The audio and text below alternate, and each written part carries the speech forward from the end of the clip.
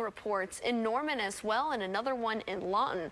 We had our storm chaser Brandon Alexander out there, and this is the video he caught of the flooding in Norman. Look at this. This was taken right around 5:30, 6 o'clock. So people are starting to get going, make their way into work.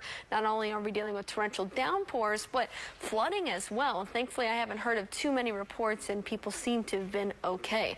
Now, even though we dealt with flooding in some parts in Green Country, we had beneficial rainfall. These are some of the highest rainfall